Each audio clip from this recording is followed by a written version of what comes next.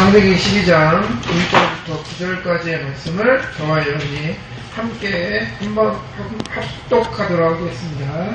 같이 읽겠습니다. 여호와께서 아브라함에게 이르시되 너는 너의 고향과 친척과 아비의 집을 떠나 내가 네게 보여줄 땅으로 가라. 내가 너로 큰 민족을 이루고 네게 복을 주어 네 이름을 창대하게 하리니 너는 복이 될지라. 너를 축복하는 자에게는 내가 복을 내리고 너를 저주하는 자에게는 내가 저주하리니 땅의 모든 족속이 너로 말미암아 복을 얻을 것이라 하신지라. 이에 아브라함이 여호와의 말씀을 따라갔고 롯도 그와 함께 갔으며 아브라함이 하란을 떠날 때 75세였더라. 아브라함이 그의 아내 사라와 조카 롯과 하란에서 모든 소유와 얻은 사람들을 이끌고 가나안 땅으로 가려고 떠나서 마침내 가나안 땅으로 들어갔더라. 아브라함이 그 땅을 지나 세겜 땅 모래 상수리 나무에 이르니 그때에 가나안 사람이 그 땅에 거주하였더라. 여호와께서 아브라함에게 나타나 이르시되 내가 이 땅을 네 자손에게 주리라 하신지라. 자기에게 나타나신 여호와께 그가 그곳에서 제단을 쌓고 거기서 베델 동쪽 산으로 옮겨 장막을 치니 서쪽은 베델이요 동쪽은 아이라. 그가 그곳에서 여호와께 제단을 쌓고 여호와의 이름을 부르더니 점점 남방으로 옮겨갔더라. 창세기 13장 18장 한 절 더 읽겠습니다. 13장 18절 맨 끝절입니다. 같이 읽겠습니다. 이에 아브라함이 장막을 옮겨 헤브론에 있는 마므레 상수리 숲에 이르러 거주하여 거기서 여호와를 위하여 제단을 쌓았더라. 아멘. 자, 오늘 제목은 믿음의 사람들이 누린 축복들이라는 제목입니다.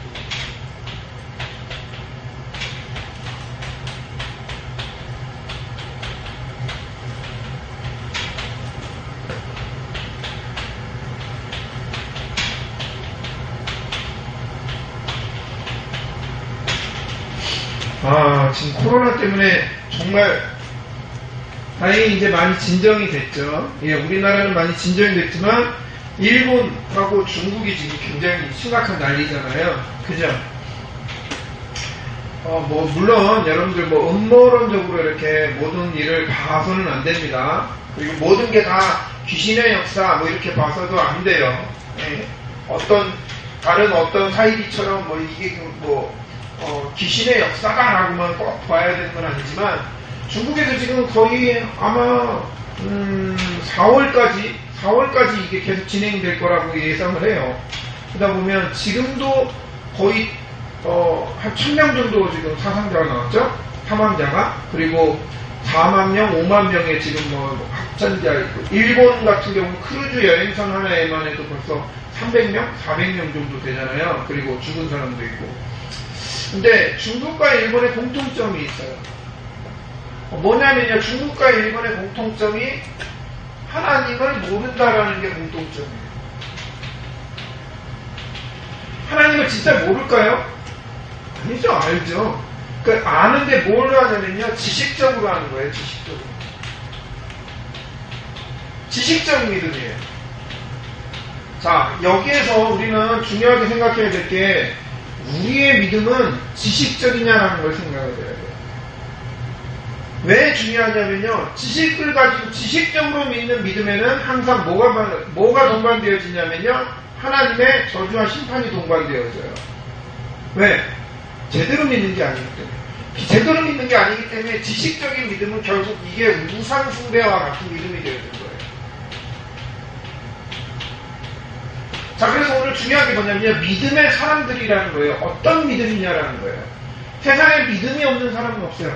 그쵸? 어떤 사람은 엘리트 그룹일수록, 그러니까 정말 공부 잘하는 사람들일수록 뭘 믿냐면 자기 자신을 믿어요. 왜? 내가 공부를 하니까 이렇게 되더라. 내가 어떤 일에 대해서 성공을 하니까, 내가 그 일을 어떻게 진행을 하니까 성공하더라라는 자기 자신을 믿어요. 그럴 수밖에 없잖아요. 그쵸? 내가 서울대를 졸업하고 하버드대를 졸업하고 뭘 하고 계속 자기의 성과를 나가면 내가 이렇게 공부하고 열심히 하니까 되더라라는 걸 믿는 거잖아요. 그쵸? 운동도 마찬가지잖아요. 내가 이렇게 해서 수많은 시간들을 늘려서 내가 그렇게 하니까 결국 성공하더라라는 그 지식이 있는 거예요. 그 믿음이 있는 거예요. 세상에 모든 사람들이 다 믿음이 있어요. 근데 중요한 건 그 믿음이 가지고 오는 결과가 있는 거예요. 그 믿음에 대한 결과가 있어요.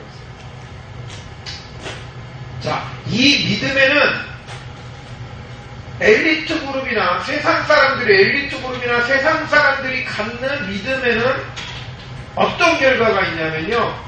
하나님이 함께 하시지 않아요. 중요한 거예요. 자, 근데 우리의 믿음에는 누가 함께 하시냐면 하나님이 함께 하시는 믿음이에요. 여러분, 여러분의 믿음은 하나님이 함께 하시는 믿음입니까? 이게 자칫 잘못하면 하나님이 함께 하시는 믿음인데 왜 나는 그렇지? 라고 생각하게 돼요. 하나님이 함께 하신다며. 근데 나는 왜 이렇지? 나는 왜 공부도 못하고? 나는 우리 집은 왜 어렵고? 나는 왜 가난하고? 나는 왜 아무것도 안 되지? 그 뭘 생각하냐면요. 세상 믿음에 대한 기준을 가지고 자꾸 그걸 생각을 하는 거예요. 자, 그래서 오늘 중요하게 봐야 될 게 아브라함에 대해서 우리가 같이 볼 건데요. 자, 세상에는 세상의 믿음이 있어요. 불신앙의 믿음이 있고요. 신앙의 믿음이 있어요. 자, 오늘 아브라함은 중요한 믿음의 모습을 보이는데요. 첫 번째 어떤 믿음이냐면요. 창세기 여러분들 성경에 있으니까 11장 27절에 보면요. 아브라함뿐만 아니라 아브라함의 아버지, 그 다음에 오늘 롯이라는 사람이 나오죠. 롯 해서 아브라함과 아버지와 같이 그 당시에 갈대아 우르라는 땅이 있어요. 지금 얘기하는 어떤 데냐면 페르시아예요. 페르시아. 세계에 다 배웠잖아요. 페르시아 강대국이잖아요. 그죠? 애국, 메소포타미아 지역에 있는 아수르, 아람, 페르시아 다 강대국이었잖아요. 바벨론, 그죠? 갈대아라는 곳이 이 페르시아 지역이에요. 강대국이었어요. 이 우르 지역에서 어떤 사건으로 인해서 나오게 되어진 거예요. 그 데라 아버지와 그 가족이 다 나오게 되어진 거예요. 근데 이때 나올 때 어떤 믿음으로 나왔냐면 믿음을 가지고 나온 게 아니라요. 내가 여기서 살 수 없어. 그래서 어디론가 가서 살아야 돼. 너무 시간이 길어져서 얘기를 정확한 이야기는 안 하겠습니다. 근데 내가 살 수 없어. 어떤 문제와 사건 때문에 나오게 되어진 겁니다. 그래서 어디로 가냐면요. 갈대아에서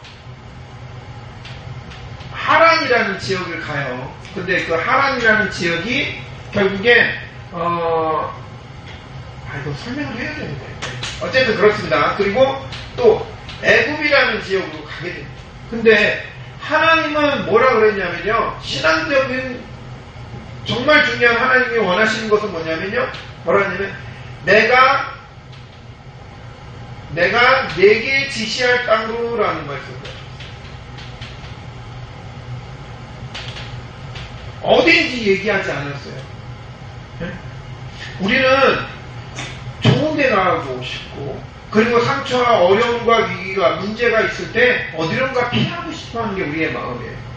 그리고 이왕이면 좋은 데 가서 살고 싶잖아요. 그렇죠? 근데 하나님이 원하시는 건 뭐냐면 신앙적인 것을 원하시죠. 내가 네게 지시할 우리가 가는 게 아니라 누가 하나님의 인도하심 하나님이 우리와 함께 하심을 가지고 가는 게 중요합니다. 자, 그리고 여러분들 이 아브라함에 대한 성경은 다 아시죠? 어느 정도 이야기를. 자, 아브라함이 자식이 없었어요. 그죠? 100세 때까지 자식이 없었어요. 하나님이 약속을 하셨는데 자식이 없었어요. 그러니까 아브라함이 뭐라 그랬냐면요. 야, 내가 너로 큰 민족을 이루겠다 하니까 하나님 안 될 거 압니다. 그래서 우리 집안에 있는 젊은 사람이 하나 있어요. 근데 이방 사람이야. 엘리에셀이라는 이 사람한테만 축복해주세요. 내가 가업을 다 그 사람한테 물려주겠습니다. 그런 얘기를 해요. 그리고 아브라함이 또 누굴 낳냐면 이스마엘을 낳아요. 그러니까 이스마엘을 낳는데 뭐냐면 자신의 의지대로 한 거예요. 근데 하나님은 누구? 내 씨로 말미암아. 누구냐면 그게 이삭이에요. 이삭. 하나님이 원하시는 거는 이 분명한 하나님의 약속을 붙잡고 서기를 원하시는 거예요. 아브라함이 한 거, 그리고 아브라함이 지금 있는 그 수준을 원하시는 게 아니라.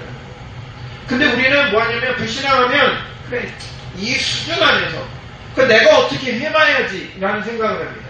그 다음에 우리가 방금 읽은 말씀 12장 9절 이후에 10절에 보면 가나안에 왔어요. 가나안에 와서 보니까 그 땅에 기근이 심하다 그래요. 기근이 있는 거예요. 가난이 있어요. 어려움이 있어요. 닥쳐요. 자, 그러면 우리는 이런 문제가 닥치면 어떻게 하냐? 네 방법을 써요. 그래서 아브라함이 애굽에 내려갔을 때 뭐라고 그랬냐면요. 사라가 자기 아내예요. 근데 사라를 넌 누이라고 해라. 왜? 애굽 사람이 날 죽일 수도 있다. 그렇게 거짓말을 해요. 근데 하나님은 그걸 가지고도 어떻게 사용을 하셨냐면요. 이 가난과 어려움을 뭘 사용하셨냐면요. 318명의 집에 군사를 거느릴 수 있을 정도로 하나님은 이용을 하신 거예요. 그리고 소돔 땅 주변에 소돔 땅의 주변 5명의 왕을 이길 정도, 5 국가를 물리칠 정도의 힘을 하나님 허락하십니다. 아브라함은 기근 때문에, 가난 때문에, 죽음이라는 위기 때문에 도망쳤어요. 근데 하나님은 그 속에서도 일하십니다. 왜? 자, 여기서 이제 중요하게 이제 얘기를 할게요. 자, 그리고 아브라함은 롯을 데리고 나왔어요. 그리고 아버지 데라와 함께 나오고, 자, 롯을 데리고 나온 이유가 뭐냐면요. 아브라함의 형이 있어요. 형이 누구냐면 하란이라는 형이에요. 근데 이 하란이라는 형이 먼저 죽었어요. 이유는 나중에 기회가 있을 때 얘기를 할게요. 먼저 죽었어요. 그러니까 없어요. 아빠가 없는 거예요, 롯이. 그러니까 아브라함이 뭐 했냐면요. 저 조카가 아빠도 없이 어떻게 혼자 살아? 내가 챙겨야지. 내가 돌봐야지. 근데 하나님은 뭐라고 하셨냐면요. 너의 본토, 친척, 아비 집을 떠나라 하라고 얘기를 하셨어요. 이 말은 뭐냐면요. 그 땅을 얘기하는 게 아니라요. 그 영적으로 가지고 있는 것을 완전히 끝내라라는 얘기예요. 내가 책임져야지가 아니라 하나님이 책임지시는 그것을 해가라는 거죠. 자, 그리고 또 뭐냐면 창세기 22장에 아브라함이 너무나 사랑하는 사람이 누구냐면 아들 이삭이에요. 근데 어느 날 갑자기 하나님이 오셔서 야, 네 아들 이삭을 뭐해라? 제물로 바쳐라 라고.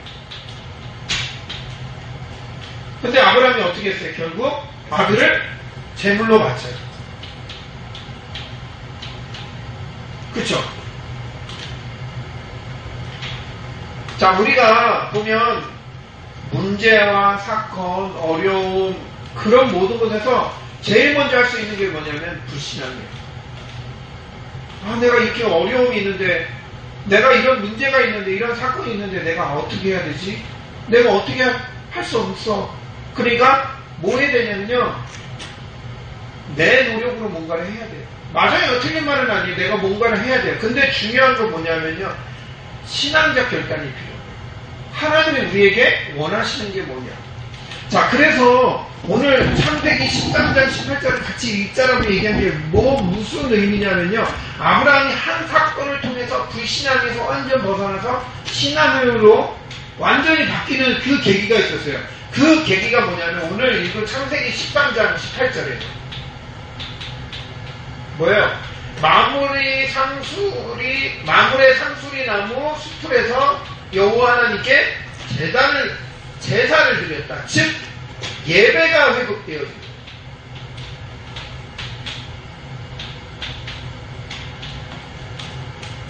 자, 우리의 믿음은 세상 믿음하고 다른 게 뭐냐면요. 우리가 그렇다고 세상적인 거 안 할 수는 없어요. 똑같이 해야 되죠. 공부도 열심히 해야 돼요. 운동도 열심히 해야 돼요. 그쵸? 친구와의 관계에서도 유지도 잘해야 돼요. 그리고 밖에서 내가 해야 될 일들을 잘해야 돼요. 근데 세상에서는 그 기준이 뭐예요? 나예요, 나. 세상은 기준이 나예요. 근데 우리는 누구냐? 하나님이에요. 그 기준에 뭐예요? 예배가 있는 거예요, 예배.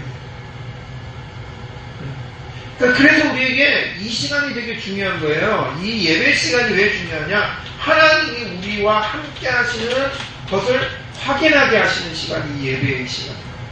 여러분이 그래서 오늘 예배 드릴 때 뭘 붙잡냐? 와서 뭐 메시지 듣는 것도 되게 중요해요. 근데 하나님이 나와 함께 하신다는 걸 확인하고 가는 거예요. 세상에 많은 일들이 일어날 거예요. 앞으로는 더한 일들이 일어나겠죠. 그쵸?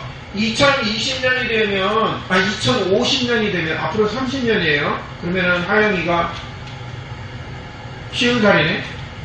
어휴, 그치? 주영이가 47? 45? 자, 그때 되면은, 한참 이제 일할 나이잖아요. 그쵸?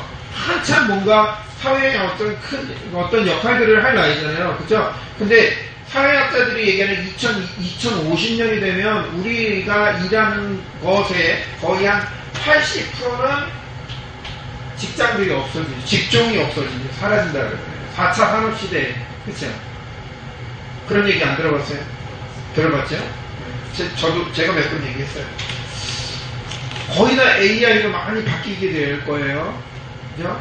그래서 우리가 해야 될, 지금도 컴퓨터, 이 핸드폰 하나를 놓고 보자면, 쉽게 얘기하면, 내가 일부러 사진을 정리를 하지 않아도 얘가 알아서 다 정리를 하잖아요. 그죠?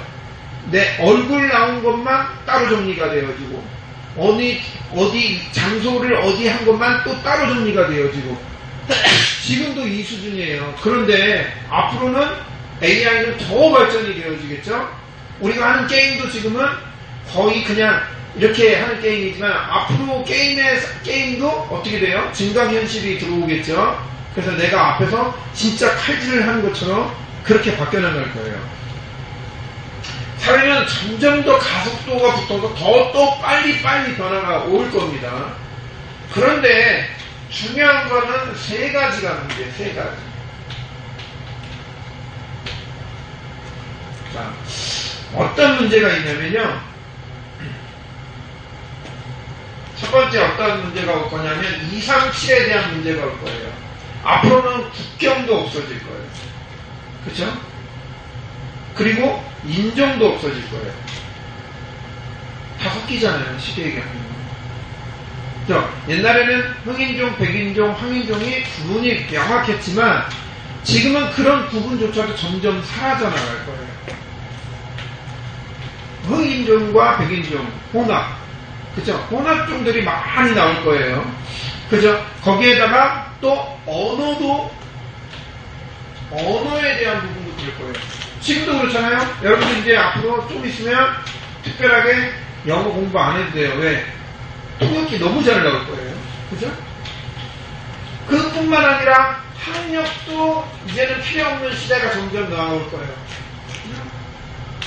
지금도 마찬가지예요. 지금도 인터넷으로 웬만한 미국에 있는 유명한 대학들이 다 강의를 다 오픈해놨어요. 내가 집 안에서도 충분하게 유명한 대학의 강의를 다 들을 수 있는 시대예요. 앞으로는 더해질 거예요. 학력, 언어, 국가, 그런 모든 것에 대한 장벽이 다 허물어지게 금방 올 거예요. 자, 그래서 우리는 여기에 대한 대비를 해야 돼요. 학력, 언어, 국가, 여기에 대한 대비, 237에 대한 대비가 뭐예요? 이런 것들이 다 없어지고 하면서 오는 뭐가 오냐면요. 혼란함은 분명히 와요. 어? 여기에 대한 혼란을 누구도 잡을 수가 없게 돼요. 자, 그래서 먼저 여러분 우리는 237에 대한 생각과 마음의 틀부터 바꿔야 돼요. 어른들은 아직까지 학력 되게 중요하게 봐요. 그리고 또 뭘 중요하게 보냐면 출신 되게 중요하게 봐요. 그죠? 그 다음에 이 사람의 스펙 이런 것도 되게 중요하게 봐요. 근데 앞으로 여러분들의 시대에서는 이런 것들이 다 파괴될 시대가 온단 말이에요. 그리고 뭐가 되어지냐면 저번에도 얘기했지만 융합이 되어질 거예요. 융합. 미술과 음악이 융합되어지고 다른 것 전혀 다른 것 같은 것들이 융합되어지는 시대가 올 거예요. 그러니까 여러분들이 지금 뭐 해야 되냐면 빨리 생각과 마음의 틀부터 바꿔야 돼요. 나는 운동하는데 내가 운동만 열심히 하면 되지 내가 뭘 다른 걸 해? 근데 앞으로 시대는 안 그렇게 될 거란 말이에요. 빨리 바꿔야 돼요. 그래서 지금 뭐 하냐면 제일 지금 촉망받는 게 뭐냐면요. 철학이 지금 촉망받고 있잖아요. 그렇죠? 인문학. 그죠? 네? 웬만하면 지금 어떤 기업에 들어가려고 해도 기본적으로 인문학은 알아야 돼요. 옛날에는 인문학을 별로 쳐주지 않았는데 왜 그러냐면 지금은 생각과 틀이 완전히 지금 벗어나는 시대란 말이에요. 그래서 여러분들 책만 읽어야 돼요. 진짜. 특히 주연도 많이 읽어야 돼요. 운동하다 보면 힘이 들어서 책에 보면 막 이렇게 졸리잖아. 근데 무조건 책을 많이 읽어야 돼요. 거기에 특별하게 우리는 신앙인이기 때문에 성경에 대한 분명한 지식을 알아야 돼요. 성경을 모르면 아무것도 알 수 없어요. 그래서 2, 3, 7을 놓고 뭐부터 해야 되는 생각과 마음의 틀을부터 바꿔야 돼요. 자, 그 다음에 치유입니다. 치유.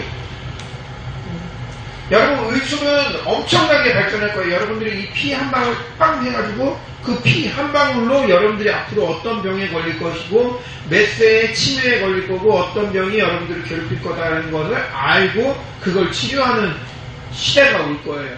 그리고 암도 지금 웬만해서는 다 정복이 되어진 상태예요. 근데 저번에도 말했지만 바이러스는 계속해서 나올 거예요. 더 발전되어지는 바이러스가 아마 매해 겨울마다 나올 거예요. 특히 뭐 중국이나 이런 곳을 통해서 계속 나올 거예요. 의술은 계속적으로 발전하고 나아가는데 거기에 대해서 뭐 앞으로도 그렇지만 3단체들은 명상이라든가 여러 가지 치유 프로그램들을 가지고 오는데 오는 문제가 뭐냐면 영적 문제는 심각하게 올 거예요.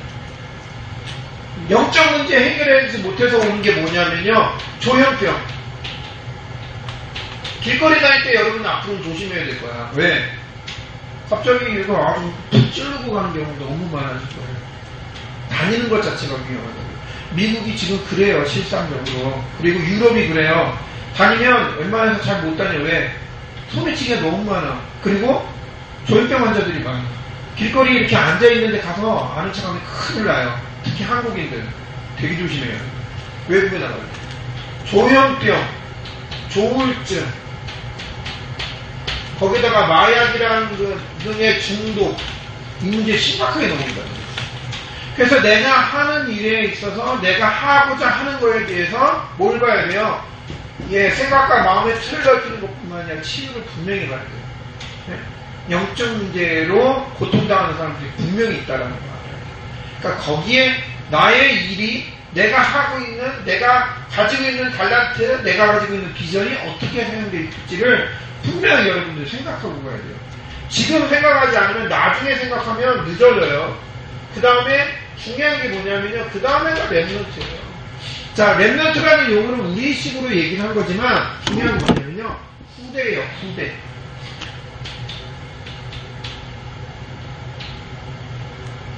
지금도 살기 힘든데 앞으로 얘기했지만 2050년 여러분들이 50이 되고 40이 되는 그 시대에 가면 정말 살기 힘들어져요. 그뿐만 아니라 근데 살기 힘들어지는 것뿐만 아니라요. 반대적으로 너무 살기 쉬워질 거예요. 왜? 웬만한 일들은 다 누가 대신 일하냐면 로봇이 대신 일을 하는 시대가 와요. 지금도 우리나라 국회에서 뭐가 있냐면요. 로봇에게 세금을 물리지 않는 그 법이 지금 상정되어 있어요. 그 말은 뭐냐면요. 웬만한 큰 기업 같은 데서는 사람을 두고 하면 뭐 노사 갈등도 있죠. 모두 있죠. 임금도 올려줘야 되죠. 근데 그리고 서로 돌아가면서 일해야 되는 8시간씩. 근데 로봇은 일을 맡기면 24시간 일을 해요. 그리고 로봇이 노조 갈등도 없어요. 그쵸? 거기다가 반복해달라는 말도 안 해요. 힘을 쉬어달라는 말도 안 해요. 24시간 돌릴 수 있는 일이에요. 그러니까 기업인들은 뭘 더 선호하겠어요? 로봇을 더 선호한다고요. 그러다 보면 결과적으로 일을 하는 거의 대부분들이 로봇으로 바뀌어지게 된단 말이에요. 그게 사회학자들, 미래학자들이 얘기하는 부분이에요. 그래서 로봇에게 관세를 물리는 거예요. 세금을 물리는 거예요. 그 세금을 받아서 누구에게 혜택을 주냐면요. 살아있는 사람들한테 돈을 주는 거예요. 즉 얘기하면 지금 복지 세금을 해가지고 여러분들이 이제 나중에 50대 되면 솔직히 좋잖아요. 일 안 하고 매달 국가에서 50만원씩 100만원씩 주면 그거 가지고 사는 거예요. 좋죠?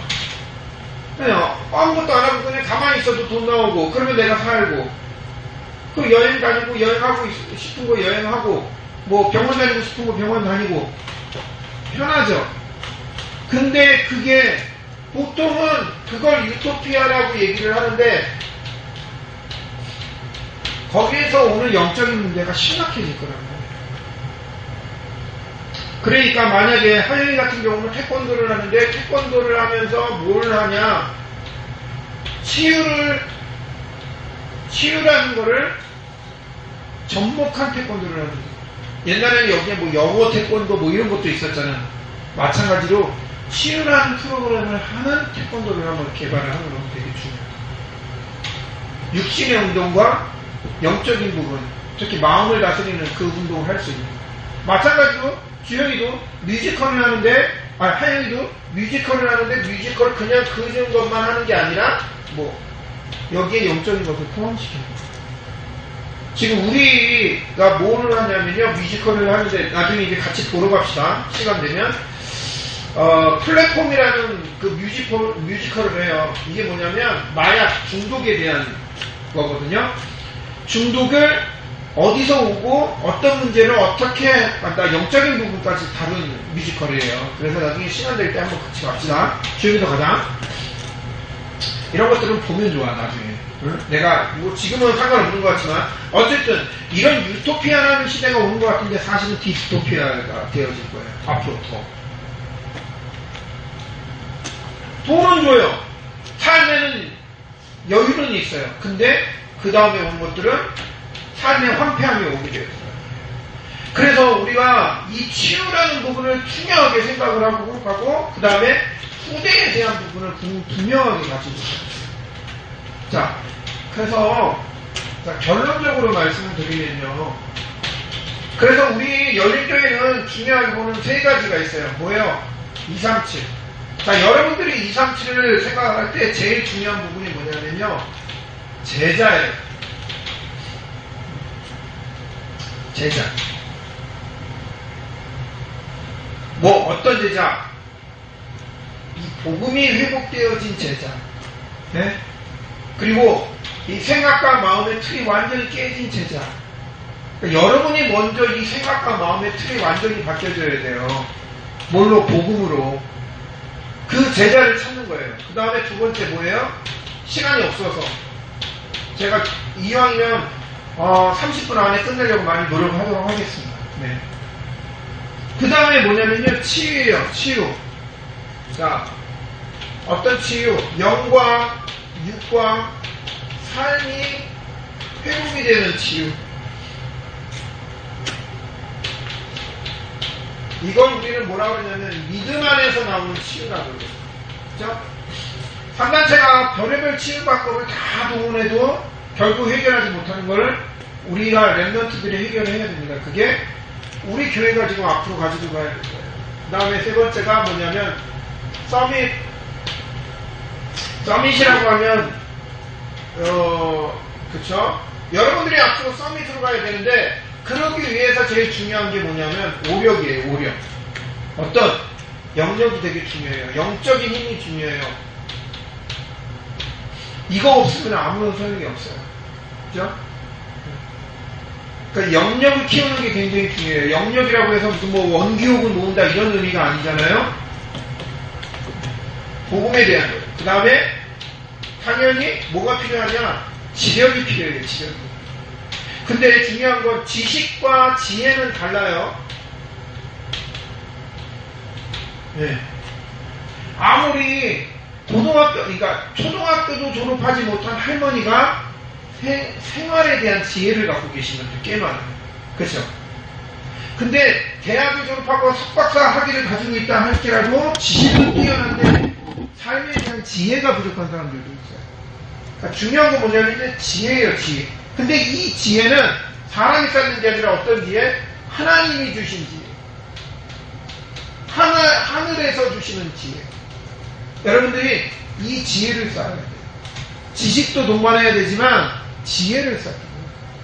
항상 기도할 때 뭘 하더라도 하나님 나에게 지식과 함께 하늘에서 주시는 지혜를 허락하옵소서 기도해야 돼요. 그걸 가지고 학문을 봐야 제대로 된 걸. 그 다음에 체력이 중요해요. 체력. 아무리 열심히 많이 준비한다고 할지라도 면역력이 0.5%만 떨어져도요, 암이 우리 몸속에서 엄청나게 활동을 해요. 지금 운동을 안 한다면, 저도 마찬가지지만 운동 안 한다면 운동해야 돼요. 어떤 운동? 나는 운동 자체가 소질이 없는데 그래서 뭐 해야 되냐면 호흡부터 바꿔야 돼요. 호흡. 지금 우리는 호흡이 되게 짧아요. 강아지들이 몇 년 사는 줄 알아요? 강아지들. 길어야 15년 살아요. 그죠? 그래서 강아지의 한 달은 우리의 거의 한 4년, 5년이랑 똑같아요. 근데 거북이, 이런 애들은 몇 년 사는 줄 알아요? 거의 수명이 400년, 500년을 해요. 기본적으로. 자, 그러면 걔네들하고 얘네들의 차이가 뭐냐면요. 다른 차이가 없어요. 똑같은 피조물인데 강아지는 숨을 되게 잔숨을 쉬어요. 이렇게 쉬잖아요. 그죠? 땀구멍도 없고 혀로만 모든 게 다니기 때문에 숨을 쉬다. 근데 거북이나 얘네들은요, 숨을 1분에 2번 내지 3번을 쉬어요. 호흡이 되게 중요해요. 그러니까 내가 지금 숨을 쉬는 호흡 자체가 수명을 단축하는 호흡이에요. 우리 몸은 이렇게 폐가 이렇게 탱크처럼 돼 있는데, 쉽게 얘기하면 우리는 공기를 어떻게 하냐면 요 위에만 자꾸 활용을 하고 이 나머지는 계속 고인물처럼 갖고 있는 거예요. 그러니까 이걸 제대로 활용을 못해요. 그러니까 운동을 해도 맨날 어떻게 하냐면 우리가 운동을 막 하면 이렇게 쉬잖아요. 근데 달리기나 제대로 된 운동을 하는 사람은 어떻게 하냐면 호흡이 일정해요. 마라톤 하는 사람들은 이렇게 앉아요. 깊게 쉬고 천천히 내뱉고 깊게 쉬고 천천히 내뱉잖아요. 박태환이가 처음에 수영을 하게 된 이유가 뭐더라? 하여튼 그 병이 있었어요. 근데 수영을 하면서 호흡으로 조절해서 병도 완치됐고, 그러니까 여러분 운동이 되게 중요해요. 특히 호흡이 되게 중요해요. 그래서 여러분은 호흡을 지금부터 연습을 하세요. 원하면 제가 이 호흡하는 기도문을 올려드리도록 하겠습니다. 숨을 쉬고 참고 내뱉는 것 자체만으로 해도 우리의 몸이 굉장히 호흡만 해도 많이 변화가 오게 돼요. 그 다음에 중요한 게 뭐냐면 인력. 여러분이 누구를 만나느냐가 되게 중요해요. 네? 잘못된 만남을 가지면 그거로 인해서 평생 어려움을 겪게 되는 거예요. 그래서 이 인력을 놓고서 기도해야 돼요. 사람을 만나는 거. 그리고 그 사람을 만났을 때 이 사람을 통해서 나에게 하나님이 말씀하시는 게 뭔가를 찾아야 돼요. 하나님은 절대로 허튼 만남을 허락하시진 않아요. 아무리 이상한 사람을 만나도 그 사람을 통해서 하나님이 원하시는 게 무엇인지를 찾아내야 돼요. 직장도 마찬가지고 어디서도 마찬가지입니다. 그리고 마지막에 여러분들 이게 제일 중요할 거예요. 경제력. 그죠? 이 경제력을 위해서 뭘 해야 되냐?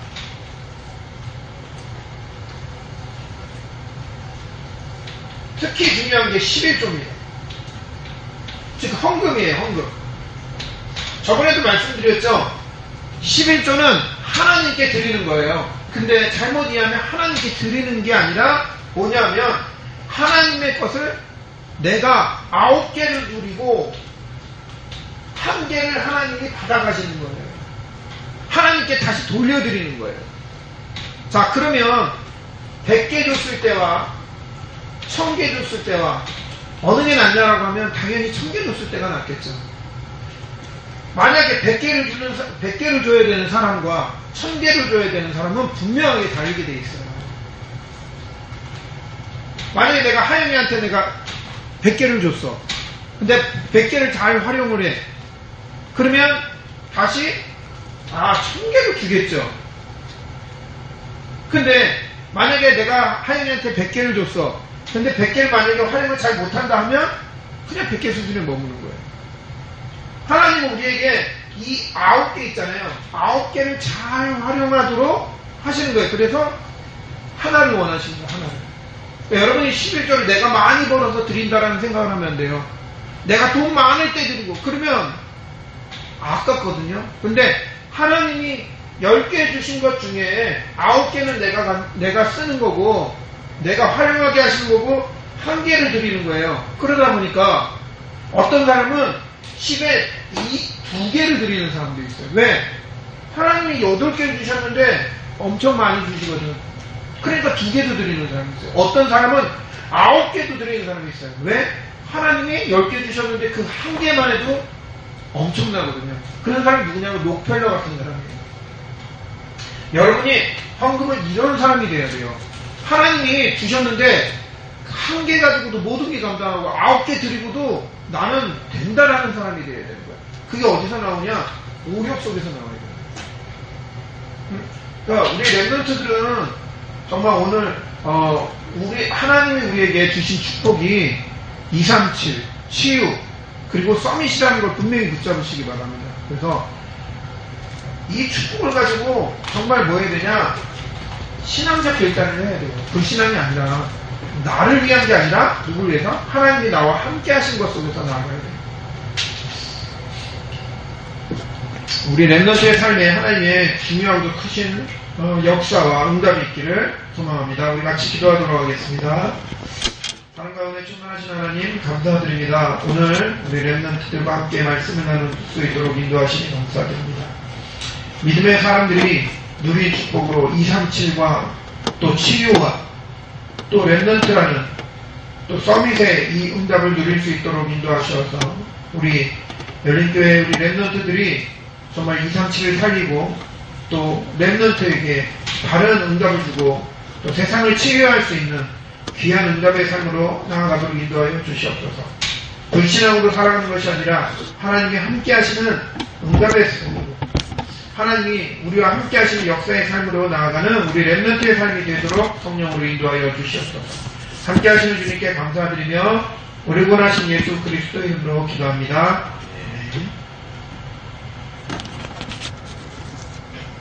찬송가 544장 3장 찬양하면서 하나님께 준비한 예물 드리겠습니다.